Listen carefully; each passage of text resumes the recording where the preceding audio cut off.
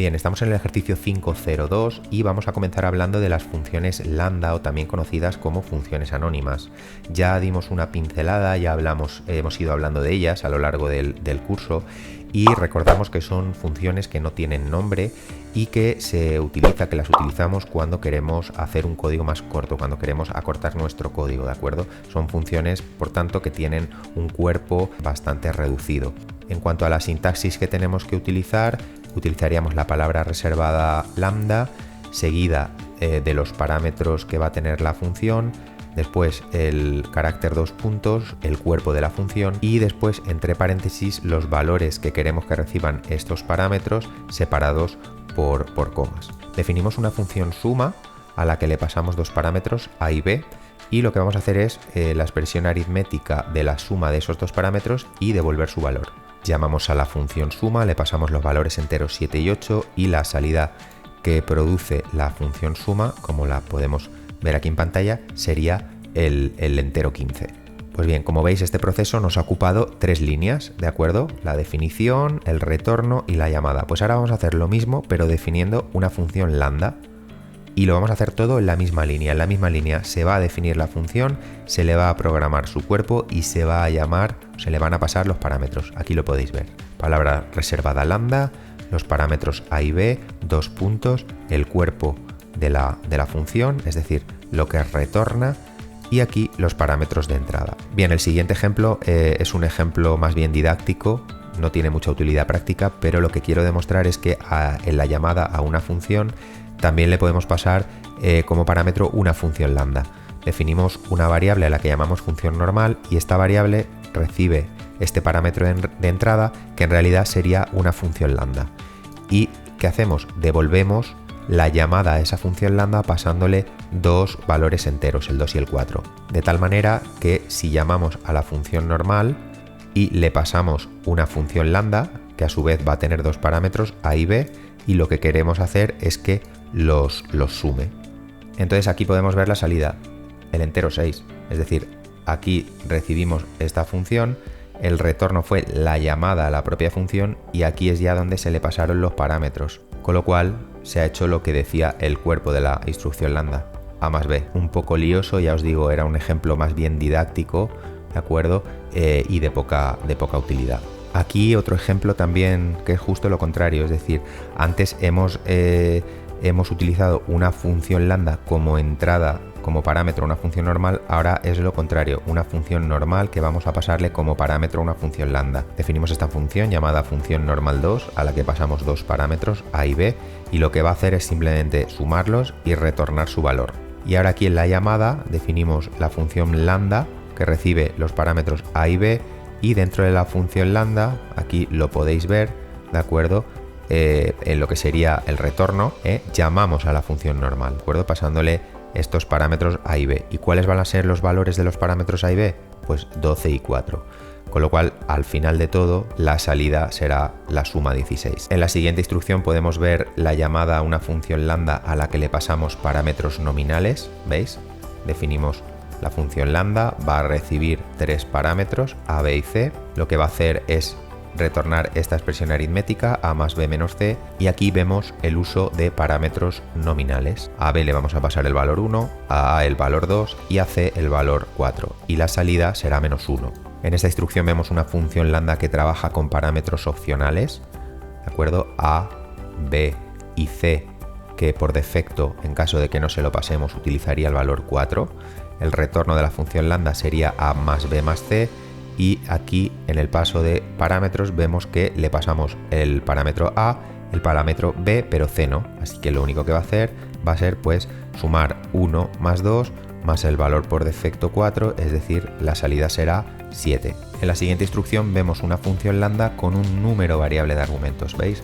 Palabra reservada lambda, aquí los argumentos que recibe, la tupla de argumentos que recibe. ¿Qué es lo que va a ocurrir? Vamos a llamar a la función sum y le vamos a pasar esa tupla, y aquí veis la tupla, en este caso de 3 elementos, de 3 números enteros que le vamos a pasar, que va a recibir args.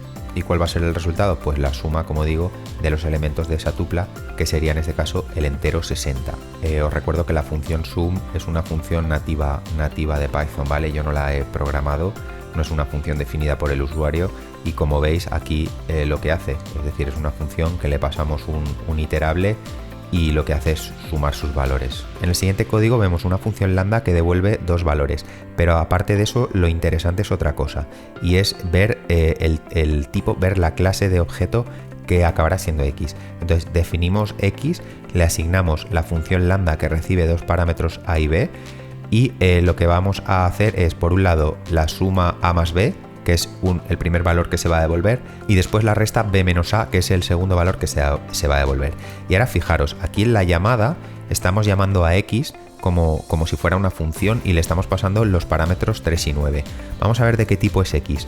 Si mostramos el tipo del objeto x, vemos que es de clase function, es decir, de clase función. Hemos definido un objeto, de acuerdo, que es de clase función. Eso hasta ahora no lo habíamos hecho, y como tal es un objeto que se comporta como una función. Así que lo que en un primer momento pensábamos que era una variable, porque nosotros estábamos acostumbrados a asignar valores a una variable, vemos que es una variable de un nuevo tipo, es decir, es un objeto de clase function, y como os digo, por tanto, se puede tratar como una función. Por eso aquí le pasamos los valores 3 y 9. ¿Y qué es lo que haría la función lambda? Pues devolvernos, como decía, una tupla, de acuerdo, con dos valores. El primer valor sería la suma de a y b, es decir, 9 más 3, 12, y el segundo valor la resta, es decir, 9 menos 3. Y para terminar con los conceptos vamos a hablar de recursividad. Determinados problemas se pueden resolver, mejor dicho, se deberían de resolver, porque es la manera más eficiente, se deberían de resolver haciendo que una función se llame a sí misma n veces. Eso es lo que significa el concepto de recursividad. Y ojo, tener mucho cuidado, porque no podemos hacer que una función esté llamándose infinitamente a sí misma, es decir, tiene que haber una condición de salida. ¿Recordáis como cuando hablábamos de los bucles infinitos? Pues esto es lo mismo, es decir, tenemos que hacer que en un determinado momento pues la función termine a sí misma de llamarse y genere una salida, porque de lo contrario, como os digo, tendríamos pues eso, una llamada infinita a la función. Bien, mirar el siguiente ejemplo. En el siguiente ejemplo vamos a calcular el factorial de un número. Matemáticamente, para aquellos que no lo sepáis, el factorial de un número se expresa así, el factorial de 4, y decimos que el factorial de un número sería el mismo número multiplicado por el número anterior, por el número anterior, por el número anterior, así hasta llegar al 1. Es decir, que por ejemplo el factorial de 4 sería 4 por 3 por 2 por 1, que sería igual a 24. Pues bien, definimos esta función a la que llamamos factorial normal, que va a recibir un parámetro n. Dentro de ella se definen dos variables locales, r e i, a las que inicializamos con los valores 1 y 2, y ahora con un bucle while vamos a hacer que mientras que i sea menor o igual que n, ¿de acuerdo? ¿Qué vamos a hacer? Primeramente almacenaremos en r el valor de r multiplicado por el valor que tenga i en esta iteración, y después incrementaremos el valor de i, para finalmente, cuando acabe el bucle, devolver el valor de r. Si vemos aquí en la llamada a la función factorial normal, le pasamos el entero 4, así que n recibiría el valor entero 4, después se definen las variables locales r e i, que inicialmente se inicializan con los valores 1 y 2, ahora comienza el bucle, e inicialmente como i vale 2, ¿de acuerdo? 2 es menor o igual que 4, sí, entraríamos en el bucle. Entonces, ¿qué se haría?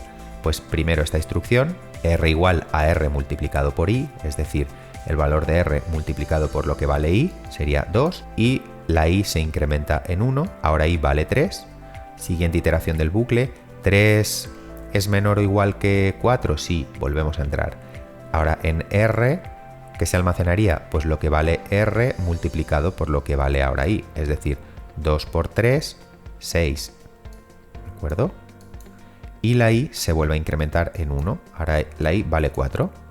Siguiente iteración del bucle, 4 es menor o igual que 4, sí, volvemos a entrar. Volvemos a multiplicar lo que vale i por lo que vale r, es decir, 6 por 4, 24, y el resultado se almacena en r. La i se incrementa en 1, es decir, vale 5. Siguiente iteración del bucle, 5 es menor o igual que 4, no, se rompe el bucle, se devuelve el valor actual de r, que sería 24, termina la función, todo esto se destruye y aquí lo que se devuelve es el valor 24, como podemos ver. Pues bien, este ha sido el cálculo del factorial de un número utilizando una función normal, ¿de acuerdo? Pues ahora lo vamos a hacer igual, pero utilizando una función recursiva, es decir, una función que se llama a sí misma.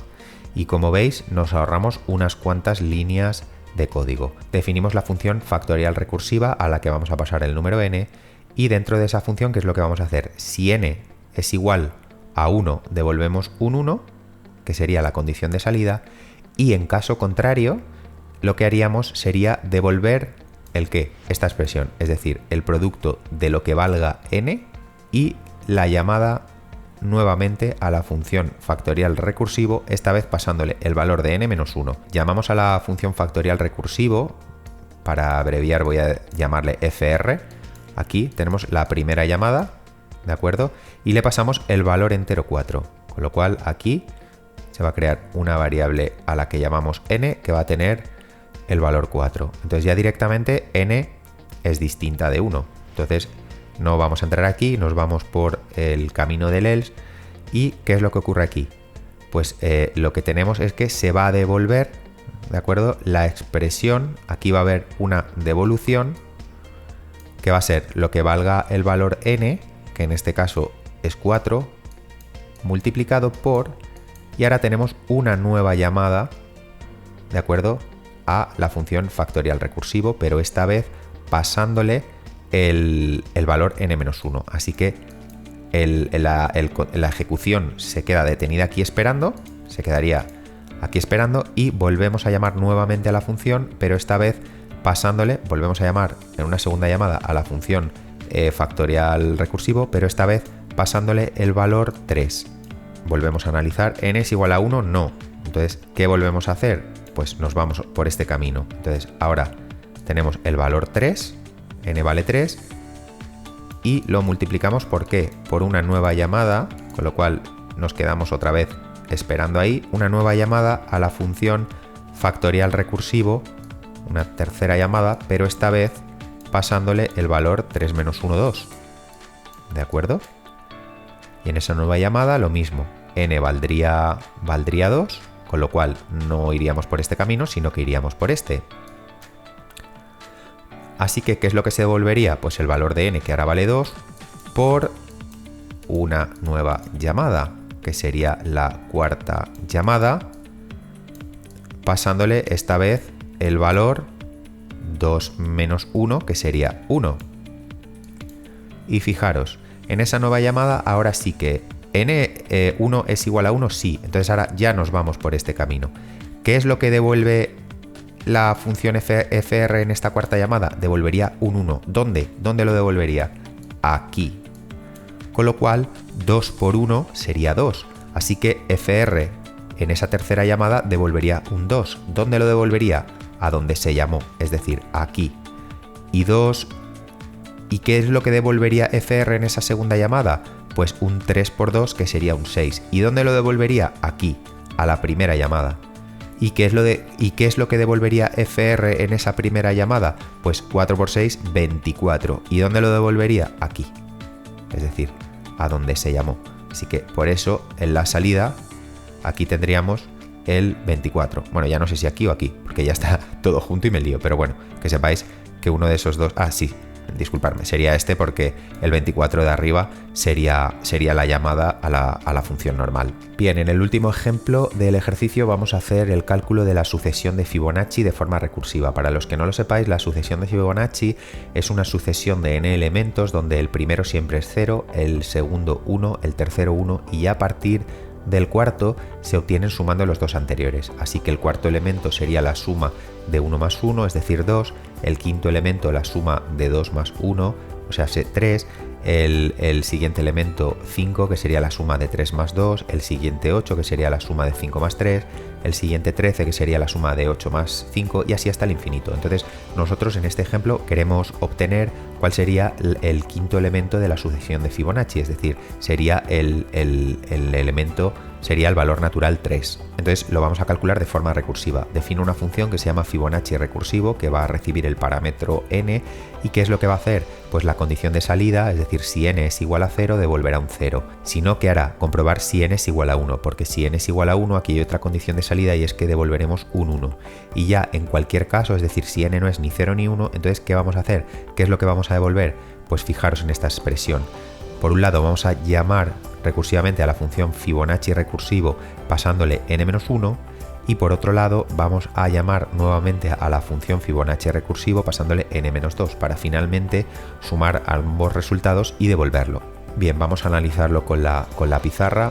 Aquí en la primera llamada, y le voy a llamar fr también por abreviar, llamamos a la función Fibonacci recursivo y le pasamos como valor n un 4, con lo cual aquí en esa primera llamada, ¿de acuerdo? Valoramos n es igual a 0, no, con lo cual por aquí no entramos, n es igual a 1, tampoco, con lo cual nos vamos por aquí. ¿Y qué es lo que ocurre aquí? Pues que volvemos a llamar a la función Fibonacci recursivo pasándole n-1, es decir, pasándole un 3, ¿de acuerdo? Y aquí se quedaría esperando, porque esto todavía no se ejecuta, y aquí llamaríamos nuevamente a la función Fibonacci recursivo pasándole esta vez un 2, y lo mismo ocurriría, se llama nuevamente, bueno, esto se quedaría también esperando, ¿vale? Esto se quedaría ahí esperando, se llamaría nuevamente, 2 es igual a 0, no, 2 es igual a 1, tampoco, volvería por aquí, con lo cual se volvería a llamar a Fibonacci recursivo, esta vez pasándole 2 menos 1, que es 1. Y se quedaría esperando aquí. Ahora sí, nueva llamada. Y ahora sí, Fibonacci recursivo, la n no valdría 0, pero valdría 1, con lo cual devolvería un 1. ¿Dónde devolvería el 1? Aquí, ¿de acuerdo? Aquí. En esa llamada se devolvería el valor 1. Y ahora continuaríamos por aquí. Es decir, que aquí se llamaría a la función Fibonacci recursivo pasándole el valor 2 menos 2, que es 0, ¿de acuerdo? Con lo cual, en esa nueva llamada, la n sí que sería 0, con lo cual aquí se devolvería un 0. 1 más 0 es 1, que sería 1. ¿Y dónde se devuelve ese 1? Aquí, ¿de acuerdo? Aquí devolvería un 1. No la quiero liar mucho. Aquí devolvería un 1. Y ahora continuaría por aquí. Aquí se llamaría a Fibonacci recursivo, pues si aquí era 2, ¿de acuerdo? Aquí se llamaría a Fibonacci recursivo con 3 menos 2, que sería 1, con lo cual al llamar nuevamente a Fibonacci recursivo con la n1, lo que se devolvería sería un 1. Entonces 1 más 1 sería 2 y ese 2 se devolvería aquí. Continuaríamos por aquí, es decir, se llamaría a Fibonacci recursivo pasándole 2, es decir, 4 menos 2, que sería 2. Por no volver a hacer otra vez todo esto, porque no me cabe, pero ya sabemos que si aquí fr2 ha devuelto un 1, pues aquí devolvería también un 1, ¿de acuerdo? Con lo cual 2 más 1 sería 3. Ese 3, ¿dónde se devuelve? Aquí. Es decir, en la primera llamada que hicimos. Con lo cual, aquí está la salida. Hemos obtenido que el quinto elemento de la sucesión de Fibonacci es el 3. Y hasta aquí el ejercicio de hoy. Espero no haberos liado mucho. Os recomiendo que sigáis esta forma de trabajar, que cojáis un papel y un boli, o bueno, que lo hagáis de forma digital como he hecho yo, y que pongáis todas las variables que se crearían en memoria, o en este caso todas las llamadas que se realizarían, y en definitiva que hagáis de compilador que hagáis de intérprete de Python antes de ejecutar y de ver la salida definitiva, para que de esta manera plasméis de forma secuencial y ordenada todos esos pasos que se han ido siguiendo hasta llegar, como digo, al resultado. Es una buena forma, una buena práctica, una buena manera, en definitiva, de ir desarrollando esa agilidad mental que se necesita para programar. Insisto, no os frustréis, y doy mucho la brasa con eso, porque sé que la programación para mucha gente ocurre como con las matemáticas, es frustrante. Y es porque realmente no lo llegan a entender. O sea, no estamos tratando problemas muy complejos. no estamos tratando problemas de gran complejidad, pero sí que entiendo que tenemos muchas cosas a la vez en la cabeza. Por eso insisto en realizar los pasos de forma ordenada y sencilla. Así que nada, no quiero enrollarme más, pero bueno, creo que aparte de los conceptos que hemos aprendido hoy, la moraleja es práctica, práctica y después práctica y más práctica. Así que sed muy felices, descansar y nos vemos en próximas sesiones. Chao.